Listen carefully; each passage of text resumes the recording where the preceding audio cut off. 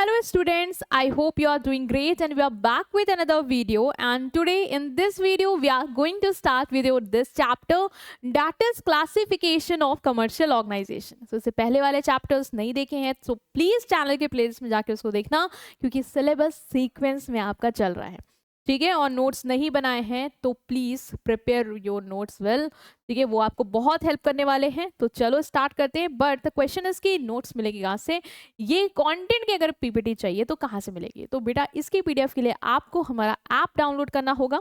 तो अगर आप एंड्रॉयड यूजर हैं तो आप प्ले स्टोर से डाउनलोड कर सकते हैं, और अगर आप एप्पल यूजर हैं तो ऑफकोर्स आप ऐप स्टोर से हमारा ऐप डाउनलोड कर सकते हैं, ठीक है। जब आप जाएंगे वहां पे तो आपको हमारा डैशबोर्ड, मतलब ऐप डाउनलोड करोगे, लॉगिन वगैरह करोगे तो डैशबोर्ड मिलेगा। वहां पे जो हमारा प्रोफाइल आइकन है उस पर क्लिक करने के बाद आपके पास कुछ ऑप्शंस आएंगे, जिसमें जो थर्ड ऑप्शन है वो आप देख पा रहे होंगे कि हमारा फ्री मटेरियल का है, और वहां पे आपको इसके प्रॉपर नोट्स मिल जाएंगे, ठीक है। तो हम स्टार्ट कर रहे हैं आपके आज के टॉपिक के साथ, दैट इज कमर्शियल ऑर्गेनाइजेशन। देखो कमर्शियल ऑर्गेनाइजेशन क्या है, ऐसे टाइप की ऑर्गेनाइजेशन है, ऐसे बिजनेस ऑर्गेनाइजेशन है जो हमारे प्रॉफिट मोटिव के लिए काम करते हैं। तुमने सुना होगा ना, कमर्शियल साइट है, कमर्शियल बिल है, मतलब क्या, मतलब बिजनेस पर्पस, ठीक है। और बिजनेस का काम क्या होता है भाई, ऐसे गुड्स एंड सर्विसेज क्यों दे रहा है, क्योंकि उसको प्रॉफिट कमाना है, ठीक है। सो कमर्शियल ऑर्गेनाइजेशन आपकी ऐसे बिजनेस ऑर्गेनाइजेशन होते हैं जिनको सेटअप किया जाता है, किस लिए, to produce and distribute goods and services, ताकि ये गुड्स एंड सर्विसेज को प्रोड्यूस करे, उन्हें लोगों में डिस्ट्रीब्यूट करे। क्यों, सोशल वेलफेयर करना है, नहीं, मेन मोटिव है इनका प्रॉफिट को अर्न करने का, ठीक है, with the aim of earning profit. So ये ऐसे बिजनेस ऑर्गेनाइजेशन होते हैं जिनको सेटअप किया जाता है ताकि ये गुड्स एंड सर्विसेज को प्रोड्यूस करें, उन्हें डिस्ट्रीब्यूट करें with the aim of earning profit. अब आते हैं कि ये कमर्शियल ऑर्गेनाइजेशन जो है कितने टाइप्स के होते हैं, ठीक है, तुम्हारे में टाइप्स हैं। तो कमर्शियल ऑर्गेनाइजेशन को हम ब्रॉडली 3 टाइप्स में क्या कर सकते हैं, डिवाइड कर सकते हैं। पहला है तुम्हारा प्राइवेट सेक्टर, देन है तुम्हारा पब्लिक सेक्टर, एंड देन आएगा आपका third, that is joint sector, ठीक है। सबसे पहले हम स्टार्ट करने वाले हैं कि प्राइवेट सेक्टर एंटरप्राइज क्या होते हैं। बेटा प्राइवेट सेक्टर सुना है ना, ऐसा तो है नहीं कि वर्ड नहीं सुना होगा, बोलते नहीं कि प्राइवेट कंपनी में जॉब है, प्राइवेट सेक्टर में जा रहे हैं, मतलब गवर्नमेंट वाले सेक्टर में नहीं है, प्राइवेट, मतलब इसकी ओनरशिप किसके हाथ में होगी, कि प्राइवेट बंदे के हाथ में होगी, ठीक है।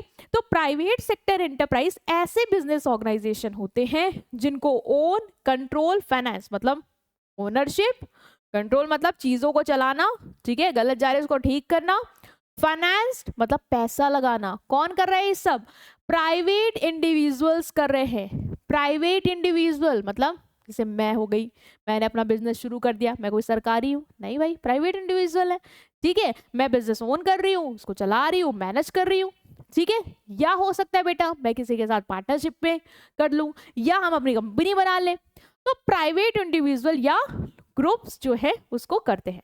क्या गवर्नमेंट का रोल होगा यहाँ पे, मतलब ओनरशिप में क्या रोल होगा, क्या मैनेजमेंट देखेगी सरकार, नहीं। तो गवर्नमेंट का कोई रोल नहीं होता ओनरशिप और मैनेजमेंट में, ठीक है। और सिंस गवर्नमेंट की कोई ओनरशिप और मैनेजमेंट नहीं है तो मेन मोटिव इनका क्या है, प्रॉफिट कमाना। भाई प्राइवेट सेक्टर वाले प्रॉफिट मोटिव के लिए काम करते हैं, ठीक है। गवर्नमेंट सेक्टर जो है वो करेगा वेलफेयर के लिए काम, बट प्राइवेट सेक्टर को क्या मतलब उससे, ठीक है। तो ऐसे बिजनेस ऑर्गेनाइजेशन जिनका ओनरशिप, कंट्रोल, मैनेजमेंट, इसलिए मैं बोलती हूँ कि आप ओएमसी से याद रख सकते हो, ट्रिक है आपके लिए, ओएमसी मतलब ओन, मैनेज एंड कंट्रोल, इतना भी लिखोगे चलेगा, फाइनेंस जोड़ना है तो जोड़ दो, by private individual and groups, ठीक है। गवर्नमेंट का रोल है, no, there is no role of government in ownership and management, ठीक है। मेन मोटिव इनका क्या होगा, प्रॉफिट अर्न करना। ये जो तुमने मीनिंग पढ़ी ना, अभी इन्हीं से ही हेडिंग बन बन के तुम्हारे फीचर्स बनने वाले हैं, तो तुम्हें ज्यादा मेहनत नहीं करनी है, इसलिए मीनिंग अच्छे से समझो, ठीक है।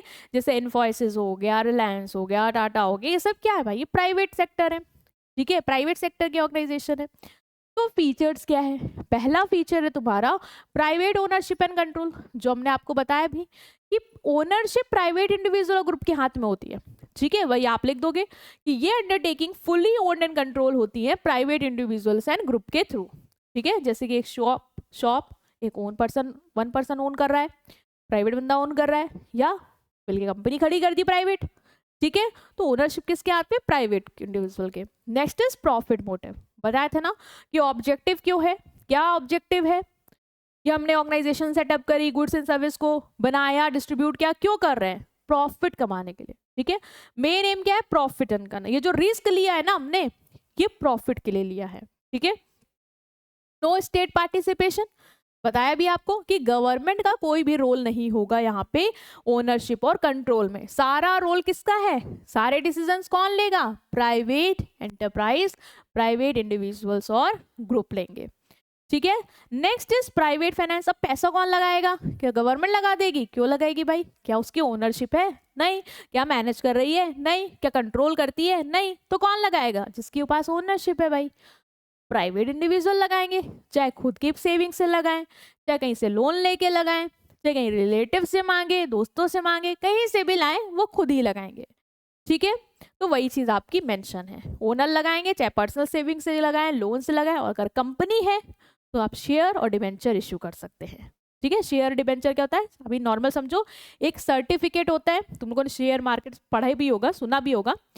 कंपनी क्या करती है, पैसा रेस करने के लिए वो सर्टिफिकेट लोगों को देती है, उसमें मेंशन होता है कि इतने रुपए का सर्टिफिकेट, तुम कंपनी के वो सर्टिफिकेट ले लोगे, पैसा देके कंपनी को, तुम उसके शेयर होल्डर बन जाओगे, वो सर्टिफिकेट के होल्डर बन जाओगे। कल को तुम्हें वो सर्टिफिकेट वापस करोगे, कंपनी को बेचोगे या किसी और को भी बेचोगे जो वो खरीदना चाह रहा है, तो तुम्हें पैसे मिल जाएंगे, समझ रहे, मोटा मोटा भी समझो बस, ठीक है। Next is independent management. इनको मैनेज कौन करता है, इनको मैनेज करते हैं ओनर्स, ठीक है। और अगर कंपनी है तो डायरेक्टर्स, कंपनी के केस में डायरेक्टर्स करते हैं मैनेज, ठीक है। ओनर्स, डायरेक्टर, अगर दो लोग मिलकर कर रहे हैं तो पार्टनर्स, ठीक है, ये लोग करते हैं, ये लोग ही सारे डिसीजन वगैरह लेते हैं, ठीक है। तो ये था तुम्हारा प्राइवेट सेक्टर, जिसमें तुमने क्या पढ़ा, प्राइवेट ओनरशिप है, मोटिव प्रॉफिट है, गवर्नमेंट का कोई पार्टिसिपेशन नहीं है, प्राइवेट फाइनेंस है, और इंडिपेंडेंट मैनेजमेंट है। नेक्स्ट आता है बेटा आपका पब्लिक सेक्टर एंटरप्राइज, इसको करेंगे हम public. Public sector enterprise just opposite of private sector enterprise. ये पब्लिक सेक्टर एंटरप्राइज है, मतलब OMC by government, that is ownership management control किसके हाथ में होगा, सरकार के हाथ में होगा, चाहे स्टेट के हो चाहे सेंट्रल के हाथ में हो।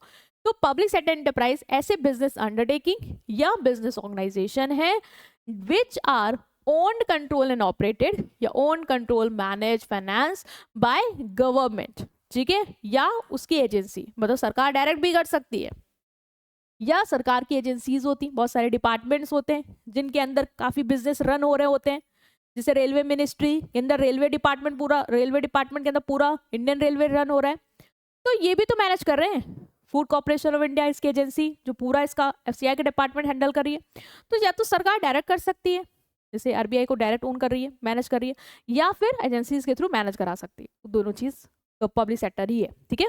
इंडियन रेलवे, एसबीआई, एलआईसी, कुछ एग्जाम्पल लिख सकते हो। अब आते हैं इसके फीचर्स क्या हैं। पहला है स्टेट ओनरशिप, मतलब इसको फुली ओन्ड कौन करेगा, गवर्नमेंट। वो फुली ओन कौन कर रहा था, प्राइवेट। ये फुली ओन कर रहा है गवर्नमेंट, चाहे सेंट्रल हो चाहे स्टेट हो, ठीक है। एग्जाम्पल में तुम्हें दिया जैसे आरबीआई, ठीक है, आरबीआई तुम्हारा ओन करती है central government. Next is government का कंट्रोल है, बताए भाई मैनेजमेंट कंट्रोल किसके हाथ में है, सरकार के हाथ में है, ठीक। मोटिव क्या प्रॉफिट होगा, नहीं, यहाँ पे मोटिव होगा तुम्हारा बेटा जी सर्विस, ठीक है।